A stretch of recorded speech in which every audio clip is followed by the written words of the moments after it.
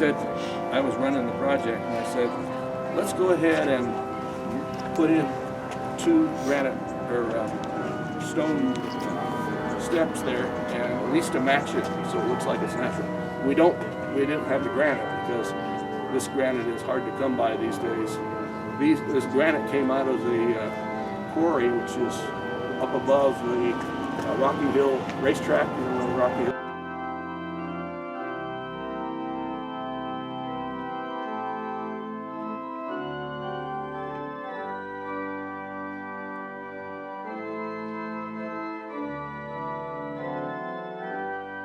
My sister and her husband, they've actually married in New York, nephew, so this is kind of our corner.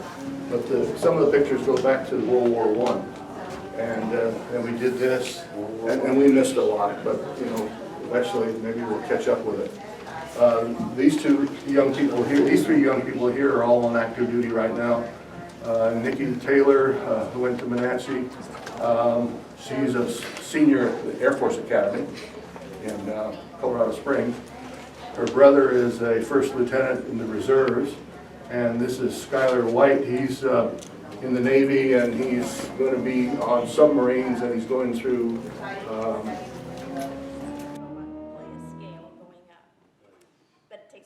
pretty much the same, except that the little ornamentation changed a little bit during the course of construction. So originally it was going to be half round up there with that being the classrooms. But they put some of the classrooms downstairs, and then as the church got bigger, they built the bigger classroom down there.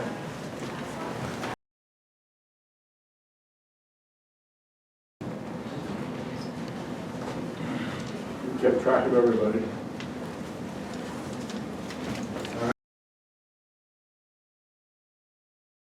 Ill or died or travel mercies or whatever, and the lay leader comes down and lights a candle for each prayer.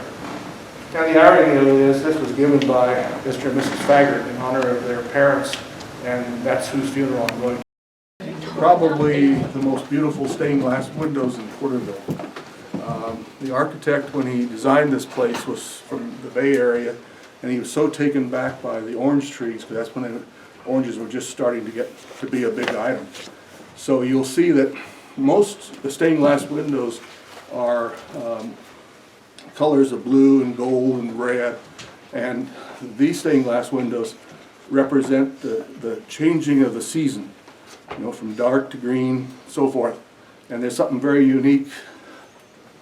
The windows I'll show. This table and the one that was downstairs underneath that Amish design were found in a garage here on the property, and they were refinished.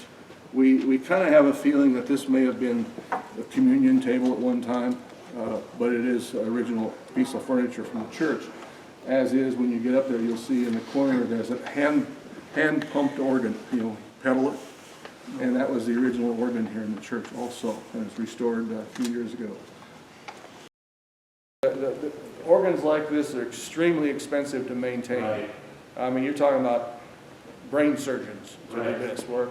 And so a lot of the churches, as their organs have gone downhill, they've switched over to electronic organs.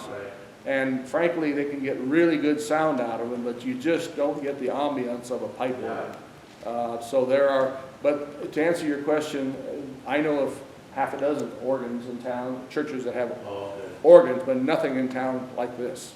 Okay? Right. And resonance for music.